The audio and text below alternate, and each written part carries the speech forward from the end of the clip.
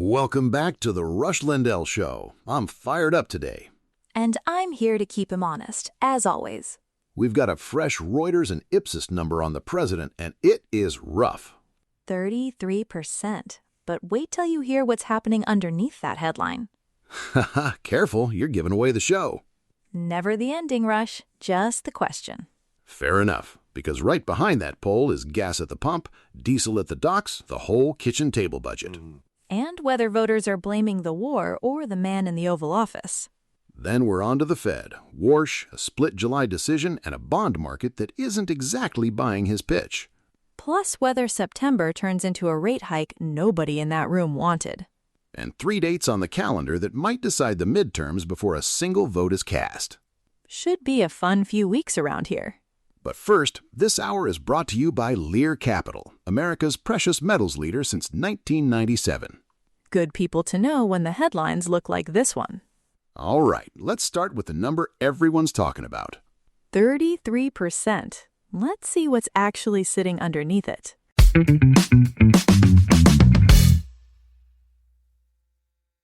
Before we dive in, a quick reminder, we love hearing from you. If you have questions or topics you'd like us to cover, head to the link in the description and submit your question. We read every single one.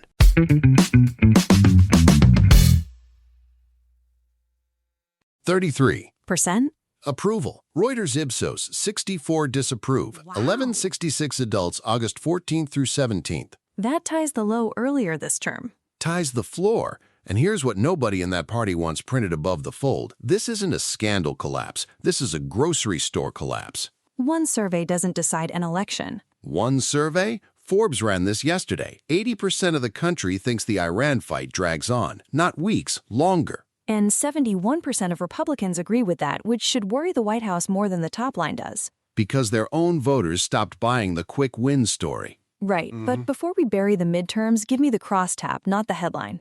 Go ahead. For the first time in roughly a decade, more voters trust Democrats than Republicans on the economy, 38 to 35. Say that again? 38-35. That's the number, not the 33. That's the one that moves seats. And it's not sitting alone out there. YouGov and The Economist had him at 33 in early August. Quinnipiac landed at 32 in late July. 3 outfits, 3 weeks, same block of numbers. Which tells you it's a pattern, but it's also weeks-old data on a war that could shift by Tuesday. Fine, but weeks of watching the pump climb every time you fill up, Right. People remember that. So does the price outlast the poll? It outlasts the poll, the pundits, and whatever spin comes out of the next press briefing. Wait till you see what that 38 to 35 actually costs a family at the gas station.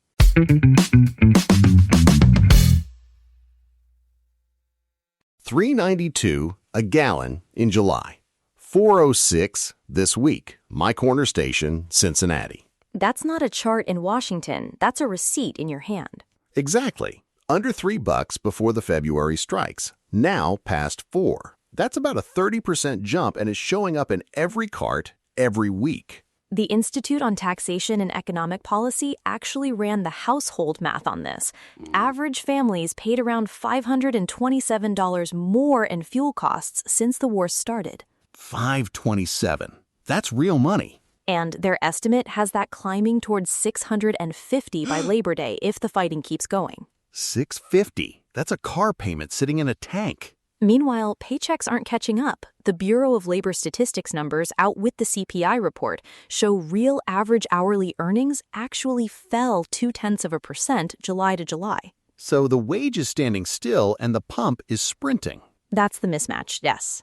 And it's not just the SUV in your driveway. Diesel's above $5 now. Right. And diesel is what moves the truck, the freight, the shelf. A tanker getting harassed near the Strait of Hormuz shows up 3 weeks later on a grocery receipt in Ohio. That part's a supply shock, though. The war did that. It's a different animal than a policy choice in Washington. Tell that to the guy at the pump doing the math on whether he can still take his kid to the movies this weekend. He's not sorting causes. He's just watching the number climb. I'm not arguing it doesn't hurt. I'm saying who wears the blame in November depends on whether voters read this as a war problem or a White House problem. And that argument is going to run right through Election Day. But you know what actually holds its value while gas prices bounce around? something you can put in your hand instead of your tank, which is why I want to tell you about this. My friends at Lear Capital are doing something I've never seen before. They're selling a 1-ounce silver American Eagle below spot price. That's right, below what silver is actually trading for right now, and Lear is covering the shipping and taxes. Here's what you need to know. Priced below spot, Lear is selling this at a loss to get silver in your hands. Limit 1 per person, new customers only. Free shipping, fully insured by Lear. This is a 24-hour offer only. And just so you understand how rare this is, spot price doesn't include the cost to mint the coin, ship it, or any dealer overhead. Buying at spot is already a deal. Buying below spot almost never happens. This isn't some obscure bullion piece. The silver American Eagle is one of the most recognizable and sought-after coins in the world, backed by the U.S. government for weight and purity. 1 ounce of .999 fine silver, IRA eligible, a tangible asset you can hold in your hand. Go to rushcoinoffer.com right now. This is a 24-hour offer. The URL goes dark after that, and when it's gone, it's gone. rushcoinoffer.com. Go check that out before it's gone. So, diesel, wages, $500 out of every family's pocket, all of that funnels into one place. The inflation number. Which is exactly what the Fed is staring at every time Kevin Warsh sits down at that table.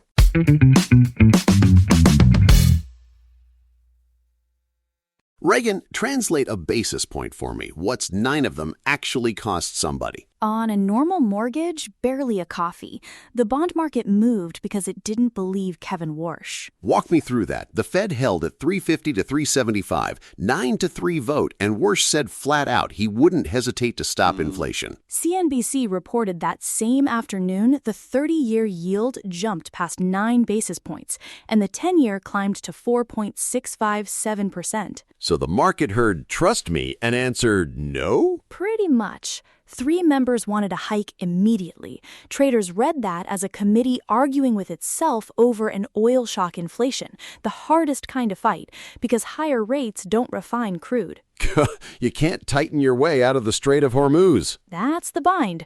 Chase's market note now has a 1/4-point September hike as the new base case, pointing at slow shipping normalization there and the credibility question Warsh raised on himself. Put that one in car loan terms. A few extra dollars a month on new auto and card debt, more on adjustable mortgages. Small on paper, loud 6 weeks before an election. And these odds swing like a pendulum with a grunge. CNBC had futures above 80% for a hike right after that July meeting.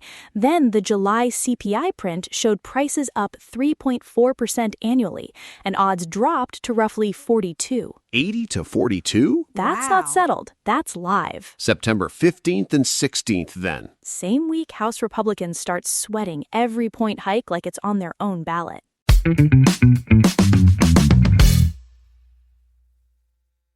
Forget the polling a second. Let's run the House math nobody at the RNC wants to touch. Go ahead. History says the party holding the House eats every cent of gas pain, no matter whose cause. Voters don't grade on a curve. They rarely do. Now stack a rate hike on top. 6 weeks before Election Day, mortgage payments and credit card rates land on the ballot right next to the war and the pump. Slow down. Is this really about gas or about a war voters were told would wrap up in weeks? So it's not the receipts? 80% of the country, per that Reuters Ipsos number from the top, thinks this drags on. That's patience running out, not just prices. Fine, both. But the calendar doesn't care about nuance. August CPI lands September 11th. 5 days before the Fed even meets. FOMC decides September 15th and 16th, 2 headlines back-to-back inside the last stretch before voters lock in. Hot print off oil, Warsh has covered a hike. Soft print. He's got covered a hold, and every House Republican in a swing district is praying for soft. Praying's not a plan. No, it's 3 dates and a lot of hoping. Speaking of hoping, wait till you hear what the White House is calling this energy picture. Oh, I can't wait.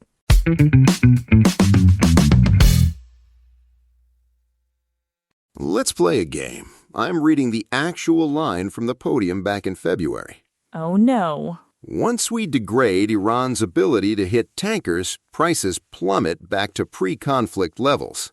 And? 6 months later, still over $4 a gallon. I'm calling this one the plummet that never came. Catchy. Newsweek talked to Denton Cinquegrana, OPIS's chief oil analyst. He says $2.98 gas is gone for the rest of 2026 and might not come back until the second half of 2027. So the plummet got rescheduled for next year. A mirage with a podium and a flag behind it. Funny thing is, this exact script ran in reverse in 2022. Conservatives spent that whole summer saying Biden owned the price at the pump, war or no war. That's different. That was Biden's policy failures. Was it? Or was it also a war shock nobody in the room controlled? Neither party ever wants to say the actual word out loud. Which word? Hormuz. The strait's still the choke point, whoever's holding the podium. Fair. Blame the Strait of Hormuz doesn't fit on a yard sign. Doesn't poll well either. Chuckling. The parody is barely exaggerated at this point. That's what gets me. So let's turn it on us for a second.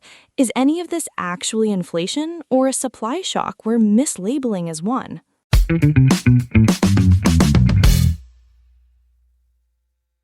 Come aside, look at what actually landed.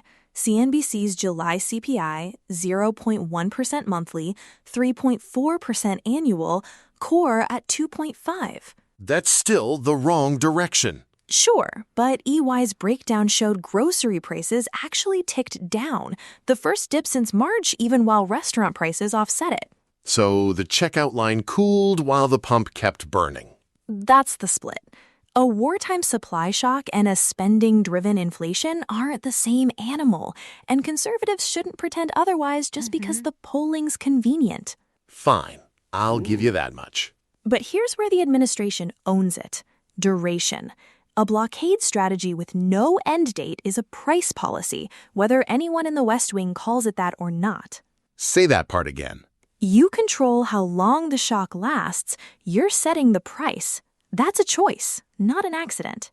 That's the one version of this I can't wave off. Right. The war explains July, it doesn't explain September. And every month it drags, this stops being about Tehran and starts being about the West Wing.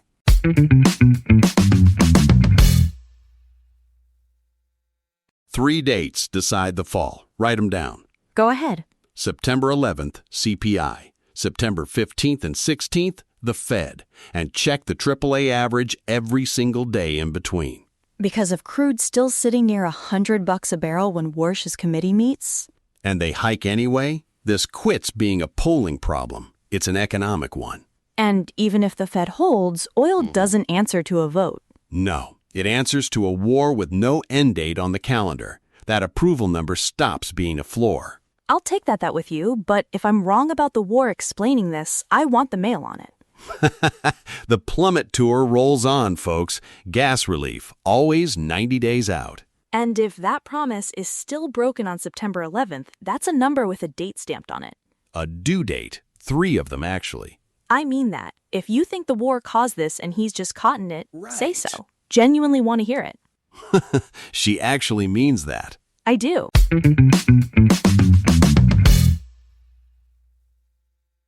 So that's the show. A record low approval number, 3 separate polls agreeing, and a gas gauge still climbing. And the real headline underneath it, voters trusting Democrats over money for the first time in years. It's the wallet talking, plain and simple. I'd say it's both, honestly, but fair point. Progress. Mark your calendars. September 11th CPI report, then the Fed meets mid-month. And check the AAA average yourself. Don't take our word for it. Wow, Reagan encouraging listeners to think for themselves on my show. Somebody has to. If you liked this one, subscribe, leave 5 stars, send it to a friend still arguing about gas prices at dinner. New episodes drop every weekday. I'm Rush Lindell. I'm Reagan. We'll catch you next time.